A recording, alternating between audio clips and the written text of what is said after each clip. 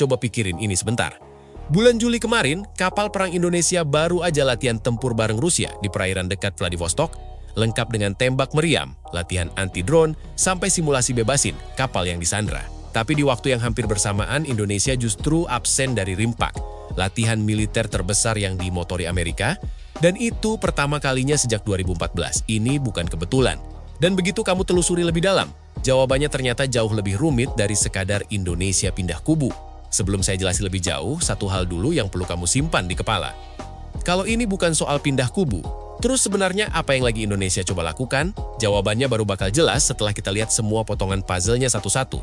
Dan saya janji, di ujung video ini kamu bakal ngerti kenapa strategi ini justru bisa jadi salah satu langkah paling cerdik dari politik luar negeri Indonesia belakangan ini. Tapi sebelum itu, saya mau ngasih konteks dulu. Soalnya kalau kamu kira hubungan Indonesia-Rusia ini cerita baru yang muncul dari nol, kamu bakal salah nangkep seluruh isi video ini. Hubungan ini tua, umurnya udah lebih dari 7 dekade. Balik ke era Soekarno, waktu Indonesia lagi mati-matian ngerebut Irian Barat dan negara-negara Barat nggak mau kasih dukungan, yang justru turun tangan adalah Uni Soviet. Bukan cuma dukungan diplomatik doang, tapi persenjataan beneran. Kapal perang, kapal selam, pembom Tupolev Tu-16, sampai sistem rudal pertahanan udara S-75 Divina. Ada masa di mana kekuatan udara Indonesia dianggap paling disesegani di seluruh Asia Tenggara. Dan itu sebagian besar berkat Moskow. Setelah reformasi, hubungan ini nggak mati total, cuma meredup. Indonesia tetap beli Sukhoi, tetap beli helikopter Rusia, sambil pelan-pelan merapat ke negara-negara barat. Jadi apa yang lagi terjadi sekarang itu bukan Indonesia tiba-tiba banting setir. Ini lebih kayak babak lama yang dibuka ulang, cuma dengan konteks dan kepentingan yang jauh lebih besar dari sebelumnya. Oke, sekarang balik ke latihan tempur yang saya sebut di awal tadi. Namanya Exercise Oruda 2026, digelar di perairan Vladivostok pada 29-30 Juli 2026. TNI Angkatan Laut mengirim KRI Gusti Ngurah Rai 332, kapal fregat andalan lengkap dengan pasukan elite Kopaska, penyelam tempur, dan tim medis. Perjalanannya sendiri butuh sekitar 16 hari lewat laut. Singgah dulu di Busan sebelum akhirnya sampai di Vladivostok pada 23-24 Juli. Disambut langsung jajaran perwira armada Pasifik Rusia. Isi latihannya nggak main-main. Hari pertama dimulai dengan manuver formasi gabungan buat ngetes kemampuan olah gerak kedua kapal.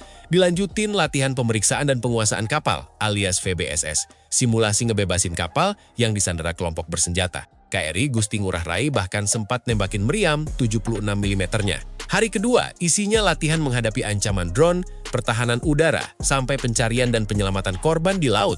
Sebelum akhirnya ditutup dengan farewell formation, manuver penghormatan antar kapal yang jadi simbol penutup latihan. Yang bikin saya angkat alis, ini bukan sekadar latihan seremonial. Kehadiran Kopaska, unit elite yang biasa dilibatkan dalam operasi tempur tingkat tinggi, nunjukin ini latihan dengan skenario serius, bukan cuma foto bareng terus pulang. Dan ini juga pertama kalinya kapal perang Indonesia benar-benar dikirim ke wilayah Rusia untuk latihan bilateral kayak gini. Setelah edisi pertamanya digelar di perairan Indonesia 2 tahun sebelumnya. Nah, disinilah open loop tadi mulai kejawab. Di momen yang nyaris bersamaan, Indonesia ikut RIMPEX 2026, latihan militer maritim terbesar di dunia yang dimotori Amerika, tapi tanpa mengirim satu kapal pun. Berdasarkan daftar partisipan yang dirilis Angkatan Laut Pasifik AS, ini pertama kalinya sejak 2014 Indonesia nggak kirim kapal ke RIMPAX, kalau nggak dihitung 2020 yang emang terdampak pandemi. Tapi sebelum kamu buru-buru simpulin ini, tanda Indonesia lagi ngambek sama Amerika. Tunggu dulu. Analis pertahanan justru bilang, ini lebih ke sinyal kepercayaan diri. Jakarta sekarang berani nentuin sendiri mana latihan yang jadi prioritas nasional, tanpa harus nunggu restu dari siapapun. Bukan soal milih satu, tapi soal punya kebebasan buat milih kapan dan kemana kekuatan militer mau dikerahkan. Kalau kamu tanya kapan sebenarnya semua momentum ini mulai bergerak cepat, jawabannya ada di satu tanggal spesifik, 13 April 2026. Hari itu, Presiden Prabowo terbang ke Moskow, ketemu langsung sama Putin di Istana Kremlin. Pertemuannya nggak sebentar, total 5 jam. Dengan rincian 2 jam dialog resmi antar delegasi, dilanjutkan 3 jam ngobrol 4 mata doang antara 2 kepala negara. Bayangin, 5 jam itu setara 2 kali durasi film box office. Dari pertemuan itu lahir sejumlah kesepakatan strategis, terutama soal energi dan sumber daya mineral jangka panjang, termasuk ketahanan pasokan migas dan hilirisasi. Menariknya, ini bukan pertemuan pertama antara kedua pemimpin dalam setahun terakhir. Sekretaris Kabinet bahkan menyebut Prabowo dan Putin udah 5 kali bertemu di berbagai kesempatan sejak akhir tahun sebelumnya. Jadi ini bukan hubungan yang dibangun sekali ketemu terus selesai. Ini pola komunikasi yang konsisten dan terjaga. Ini bagian yang menurut saya paling menarik dari seluruh cerita ini. Negara yang selama ini dikenal aman-aman aja dan jarang bikin gaduh di panggung geopolitik, justru diam-diam jadi salah satu yang paling lincah manuver di antara kekuatan-kekuatan besar dunia. Yang kelihatan lemah di permukaan, ternyata yang paling jago main strategi di belakang layar. 3 bulan setelah pertemuan Kremlin, komitmennya mulai terwujud secara fisik. Berdasarkan data BPS yang mengacu kode HS crude petroleum, Indonesia mengimpor sekitar 103.669 ton minyak mentah dari Rusia pada Juni 2026 dengan nilai sekitar 75,34 juta dolar atau setara 1,36 triliun rupiah. Sekitar 770.000 barel dikirim ke pelabuhan Balikpapan pada akhir Juni, diangkut dari pelabuhan Kosmino pakai kapal tanker bernama Sierra berbendera Kamerun. Jenis minyaknya ESPO, Eastern Siberia Pacific Ocean. Kualitas menengah yang fleksibel diolah, dan menurut riset lembaga pemantau harga energi Kireia, harganya konsisten diperdagangkan di atas batas harga yang ditetapkan negara-negara barat, karena orientasi pasarnya memang lebih ke Cina dan kawasan Pasifik. Menteri ESDM Bahlil Lahadalia menegaskan, pengadaan ini dilakukan lewat Lemigas, Badan Layanan Umum di bawah Kementerian ESDM, dengan alasan kedaulatan energi nasional, supaya stok BBM cadangan nggak bergantung ke satu sumber aja. Soal harga, dia cuma bilang singkat, lebih baik, tanpa mau merinci angkanya, dan ini baru tahap pertama. Per awal Agustus 2026, Bahlil mengonfirmasi tahap kedua impor sudah berjalan, dan pemerintah sedang menyiapkan kontrak jangka panjang. Bagian dari komitmen awal untuk mengimpor sampai 150 juta barel secara bertahap hingga akhir tahun. Skema pengadaannya dilakukan langsung antar negara alias government to government, bukan lewat Pertamina dengan payung hukum Peraturan Presiden Nomor 26 Tahun 2026. Tapi ada satu detail yang jarang disorot di narasi resmi pemerintah. Kapal tanker Sierra yang dipakai buat angkut minyak ini ternyata sudah kena sanksi dari Inggris, Uni Eropa, Kanada, Australia, Ukraina, sampai Selandia Baru. Ini bukan sekadar detail teknis. Ini risiko diplomatik yang bisa berbuntut panjang kalau nggak dikelola dengan hati-hati, terutama karena Indonesia masih punya hubungan dagang dan diplomatik erat dengan negara-negara barat. Kalau dipikir dari sisi ketahanan energi murni, langkah ini sebenarnya masuk akal. Selama bertahun-tahun, pasokan minyak Indonesia terlalu bergantung ke Timur Tengah, kawasan yang rawan goncangan konflik. Nambah Rusia sebagai sumber alternatif itu ibarat nambah akar baru di pohon yang selama ini cuma punya satu akar utama. Kalau satu akar rusak, pohonnya masih bisa berdiri tegak. Selain minyak, ada satu sektor lagi yang mungkin belum banyak yang tahu, nuklir. Pada 12 Mei 2026, Presiden Prabowo menerima Direktur Jenderal Rosatom Alexei Likhachev di Istana Kepresidenan Jakarta. Yang dibahas bukan cuma pembangkit skala besar, tapi juga reaktor modular kecil dan bahkan pembangkit listrik terapung.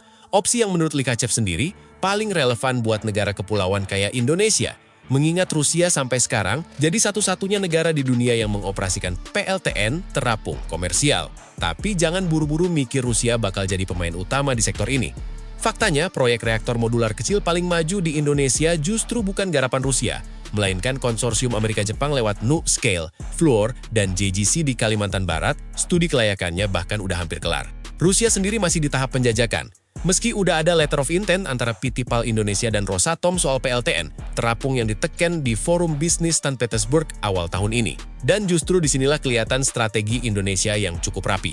Dengan buka pintu ke Rusia, Amerika, dan Jepang sekaligus, pemerintah diam-diam menciptakan persaingan di antara ketiganya. Posisi tawar Indonesia jadi lebih kuat karena nggak terkunci sama satu mitra teknologi doang, dan itu penting banget di sektor sesensitif energi nuklir. Di luar energi dan militer, hubungan ini juga merambat ke perdagangan. Berdasarkan data Kementerian Perindustrian, nilai dagang bilateral Indonesia-Rusia sepanjang 2025 tumbuh 5,4%, jadi sekitar 4,8 miliar dolar. Dengan ekspor Indonesia ke Rusia sendiri naik 7,5%, jadi sekitar 1,8 miliar dolar. Indonesia rutin ekspor karet, kopi, kakao, teh, alas kaki, komponen elektronik, sampai produk kimia. Sebaliknya impor pupuk, besi baja, sereal, dan bahan kimia organik dari Rusia. Indonesia bahkan resmi jadi negara mitra di Inoprom 2026, pameran industri terbesar Rusia yang digelar awal Juli di Yekaterinburg, dan menandatangani 7 nota kesepahaman baru di sana, mulai dari kerja sama industri manufaktur sampai kawasan industri. Ada juga wacana fasilitas peluncuran antariksa di Pulau Biak, Papua. Lokasinya strategis karena dekat Khatulistiwa, jadi lebih hemat energi buat ngeluncurin satelit. Meskipun proyek ini masih jauh dari kata matang dan lebih tepat disebut penjajakan awal ketimbang rencana konkret. Jadi kalau kamu masih nanya apakah Indonesia lagi pindah haluan ke Rusia, Jawabannya ternyata nggak sesederhana itu. Yang lagi terjadi bukan Indonesia milih kubu. Justru sebaliknya, Indonesia sengaja bikin dirinya susah dikategorikan masuk blok manapun. Pemerintah terus-menerus nyebut prinsip politik luar negeri bebas aktif sebagai pondasi. Tapi di tengah dunia yang makin terpecah oleh rivalitas kekuatan besar, prinsip lama ini diterjemahkan dengan cara yang jauh lebih pragmatis. Mendekat ke Rusia tanpa melepas tangan dari Amerika, Jepang, atau Eropa. Dan justru dari situ, posisi tawar Indonesia lahir. Amerika nggak bisa terlalu menekan karena Indonesia tetap mitra strategis penting di kawasan Indo-Pasifik. Sementara Rusia juga nggak bisa terlalu banyak menuntut karena tahu Indonesia punya banyak opsi mitra lain. Menurut saya pribadi, ini strategi yang cerdas tapi juga berisiko tinggi. Butuh diplomasi yang sangat presisi supaya nggak ada pihak yang merasa dikhianati. Apalagi dengan detail-detail sensitif kayak tanker bersangsi yang tadi saya sebut. Kalau salah kelola, berteman sama semua orang bisa berubah, jadi nggak dipercaya penuh sama siapapun.